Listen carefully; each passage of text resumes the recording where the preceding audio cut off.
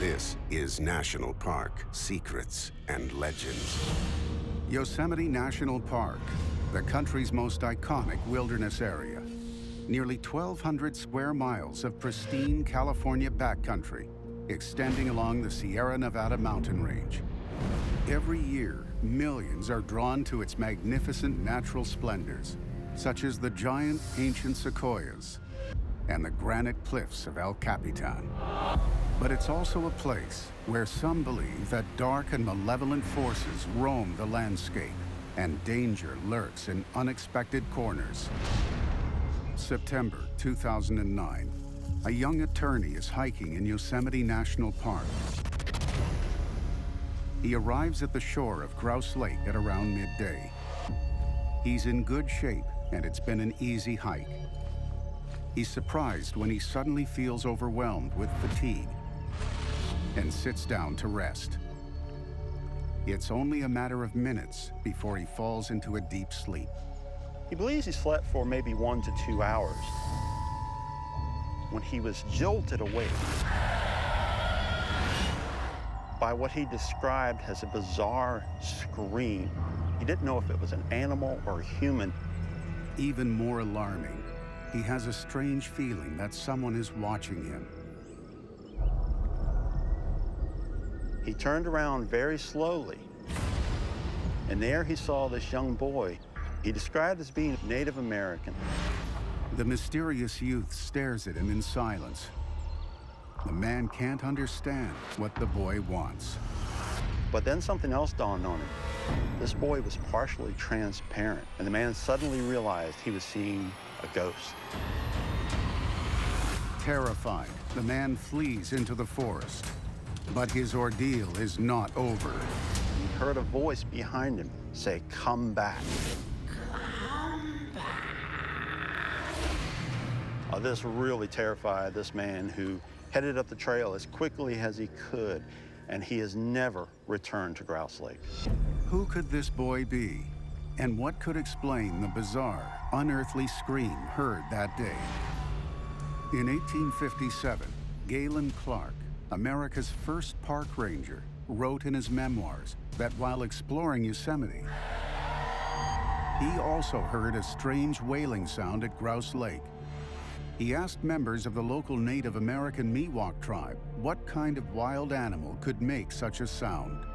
The Miwoks shook their heads knowingly, and they told him no, it was not an animal. It was the spirit that haunts that lake. The Miwok said the spirit belonged to a young boy who drowned at the lake a long time ago. And from that time forward, his ghost haunted the area, and anyone who ventured too close to the water would find themselves dragged into the lake, only to be drowned. Bizarre incidents aren't just taking place within the park's boundaries. They're also occurring in the skies around it. August 21st, 2010, a family is on vacation, driving on Highway 99 west of Yosemite National Park. They're enjoying the scenery when suddenly something unusual interrupts the mood.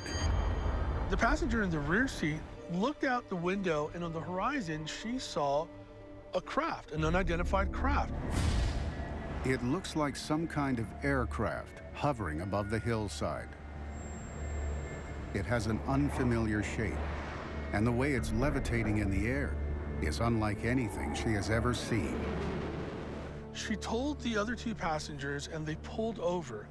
As they got out of the car, they noticed that it was a triangular-shaped craft, and the craft was flying somewhat erratically. They watch in amazement as the mysterious vessel loses control and crashes into a hill. The authorities respond quickly. As soon as the sun sets, a massive operation is launched at the crash site. They appeared to be military vehicle trucks of some sort. There was a lighted area where the crash had been seen, as if lights had been propped up to focus on whatever it was that had crashed. And they heard helicopters as well, landing near where this incident had occurred. When independent investigators arrive at the site the following morning, they're shocked by what they find. Absolutely nothing. The crash site has been scrubbed clean of all evidence of what happened, No debris, no downed aircraft, no sign of fire damage. It's as if the authorities had never been there at all. With all of the activity that occurred on the hillside that night, for nothing to be there the following day, that is a telltale signal of some sort of military cover-up. What could the military have been covering up that night at the crash site? Shockingly, Anthony Sanchez believes that what the family saw was a product of a secret government program to test experimental aircraft using alien technology. Possibly what this family saw was a test flyover of a nuclear-powered aircraft. This has reverse-engineered alien technology. There's a disruptive magnetic engine which allows it to have electromagnetic propulsion. It's what gives its lift, its ability to hover silently. Incredibly, the military has had a presence in the vicinity of Yosemite National Park for decades. 200 miles north is Beale Air Force Base, which is the most heavily black-budgeted Air Force installation in the country. And directly south of Yosemite is China Lake Naval Air Weapons Station, which is a test bed of top-secret aircraft. The military has been active even within the park itself. In 1943, the U.S. Navy leased the Ahwahnee Hotel and converted it into a psychiatric military hospital. The idea was that the tranquil setting would help the patients heal quicker. However, it didn't quite work out that way. Instead of getting better, they rapidly deteriorated. No one can explain why.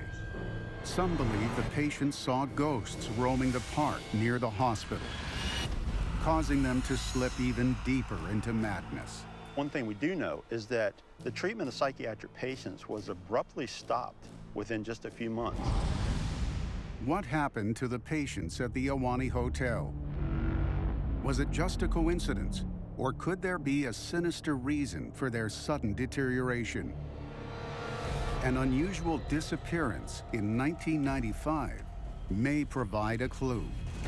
She goes missing less than 100 yards from the car and the road. It was as if Jean had simply vanished in thin air. Yosemite National Park, America's wilderness playground, best known for its magnificent waterfalls and granite cliffs. But in and around its pristine valleys, reports of mysterious flying objects, secret military programs, and a sinister ghost reveal a dark side of this mountain paradise. What can explain this malevolent force that could also be responsible for inexplicable deaths in the area? Yosemite is known as one of the nation's most dangerous parks. In its recorded history, there have been well over 900 deaths in the park alone. Many of these fatalities involve cases of strange, sudden disappearances that leave unanswered questions in their wake. July 9th, 1995. 37-year-old Massachusetts businesswoman Jean Hesselshwert is visiting Yosemite National Park with her boyfriend, Mike. On the way to Glacier Point, the couple pull over by the side of the road and decide to go for a short walk. It's a place they thought they could stretch their legs. Mike told Jean he was going to go up to a precipice to do some bird watching. He thought Jean was right behind him. He turned around Jeannie! And realized she wasn't there. At first, Mike isn't worried. He figures Jean must have wandered off on another trail and goes to find her. He looked for her for about 15 minutes. He talked to one of the park rangers. He questioned several of the tourists. But no one has seen her. Jeannie? With growing alarm, Mike realizes something must have happened to Jean. Within 45 minutes, a team was assembled and was scouring the area. Within 2 hours, helicopters were up in the air. Searchers combed through 40 square miles of park territory without success. By the time the search is finally called off, authorities have found no clues to what happened to Jean Hesselshwert. Her disappearance is a complete mystery. Then, 2 months later, a gruesome discovery is made. Jean Hesselshwert's body was found in Brideville Creek, about 3/4 of a mile up from the Brideville Fall. But the mystery of Jean's disappearance is far from solved.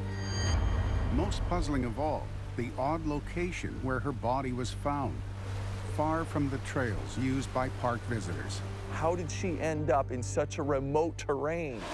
Places where mountaineers and rock climbers and only those fishermen who are very familiar would ever dare go. How did she get there? The case of Jean Hesselshwert's disappearance is filled with unanswered questions. But her story is not unique. There have been other cases of mysterious disappearances in the park, but shockingly, human remains are rarely found.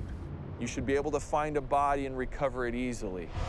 But a lot of times, this is not the case. Why is it here at Yosemite that so many people seem to disappear without a clue? One theory that could explain the disappearances comes from the native Awanichi. They believe a malevolent spirit known as the Pohono Wind could be responsible for many deaths. This spirit roughly translates as the spirit of the evil wind, is known to lure people into the mist, compelling them to come closer and closer until they're just close enough that the wind rises up and pushes them to their deaths. The Awanichi themselves are so terrified of the evil wind spirit, they stay well away from Yosemite's famous waterfalls. While the Pohono Wind could explain some disappearances in the park, it's claimed there could be an even more terrifying explanation. And the eyewitnesses describe it as being a very large creature. Look! They called it a dragon. Yosemite National Park, a jewel of nature set within California's majestic Sierra Nevada mountains. Few venture beyond the 7 square miles of Yosemite Valley, but some of those that do claim to discover a land of dark forces, where a malevolent wind called Pohono may be responsible for a series of mysterious disappearances. But others believe there could be another, even more shocking force at work.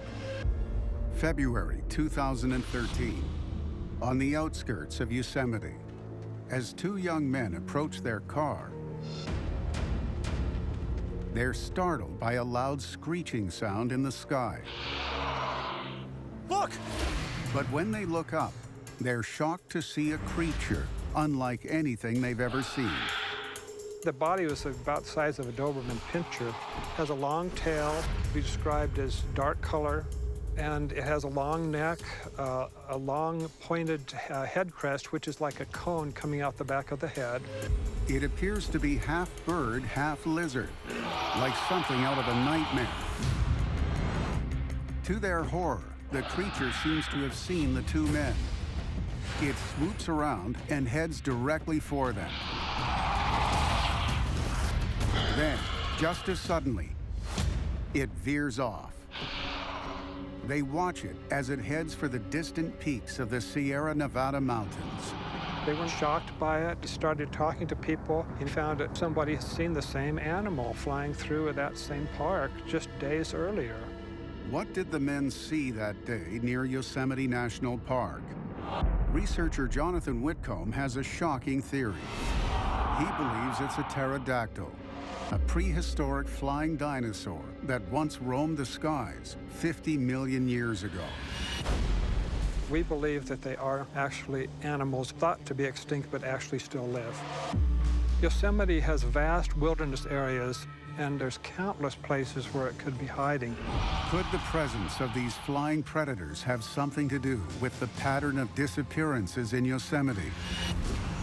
Whitcomb believes a pterodactyl attack is consistent with the evidence surrounding one of the most notorious disappearances in the park, the Jean Hesselshwert case. When they eventually found her, she was a long distance down the mountain in a place that doesn't make sense unless you consider the possibility it might have been one of these attacks from these large flying creatures. Other disappearances in the park have also involved bodies inexplicably ending up at different elevations. Like the case of a 12-year-old boy who went missing while hiking with his parents. His body was found over 1,400 feet higher in elevation than where he disappeared. This in itself is unusual because most hikers, most people who are lost, tend to go downhill. Other possible evidence of a link to pterodactyls is the fact that in each of these cases, search dogs tracked the missing person for a short distance until they suddenly lost the scent. What happens is the person is dragged perhaps for a short distance by the creature, and the creature eventually gets the person up into the air. Then the dogs can't track it any further. How could pterodactyls that should have been extinct for millions of years come to be roaming the skies over Yosemite National Park? We don't know really exactly what's going on. There's so much that we don't know about them. What could account for prehistoric animals attacking and killing visitors in the area? Some believe the answer may lie in a bizarre incident that took place 2 decades earlier. Time seems to be slowing down. But if you'd been watching Christy at the time that she went into this, you might have seen her vanish. Deaths and disappearances in the lush valleys of Yosemite National Park are being blamed on an evil spirit wind known as the Pohono.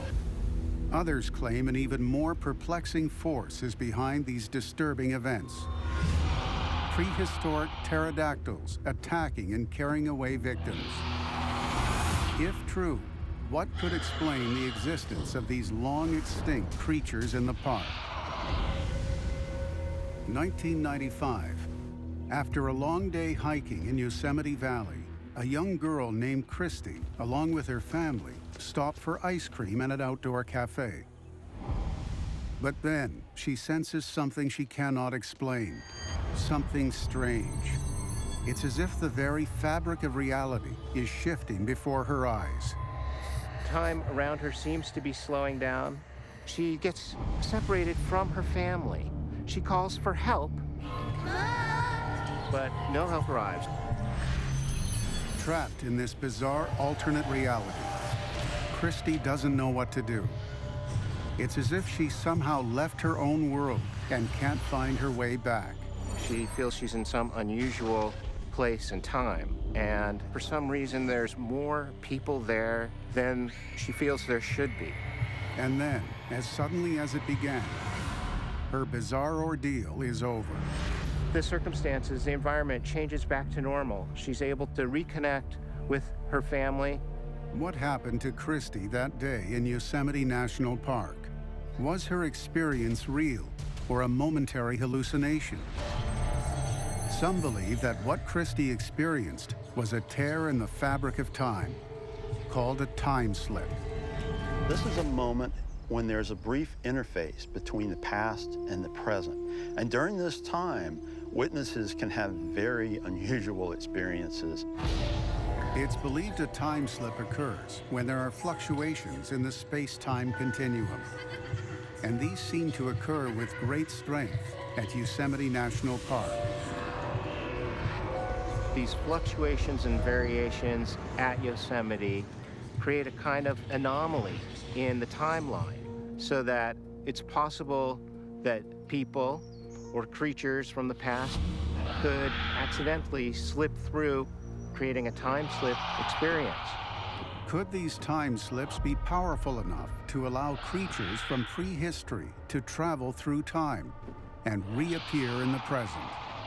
A time slip in Yosemite would explain the appearance of pterodactyls. Sightings of unusual creatures are common at these electromagnetic vortexes. Some believe time slips could also be behind other bizarre phenomena, like the malevolent Pohono wind that's blamed for unexplained deaths, and ghostly apparitions seen by visitors. There's a dimensional time shift here. The ghosts are coming in and out of different time periods because of the vortexes that might be present. A time slip could well explain this because it's a moment when we have a blend of both of those portions of time.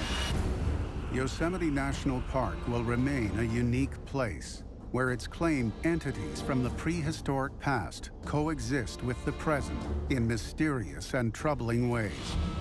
Much remains to be learned about the mechanisms behind these strange activities.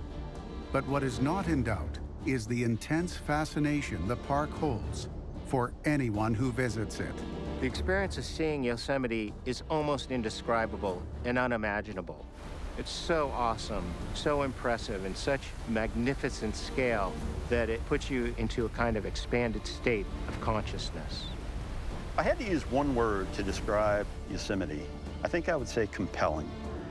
But it's hard to encompass everything about this park in one simple word. It's beautiful, it's breathtaking, it's mysterious, and it's dangerous.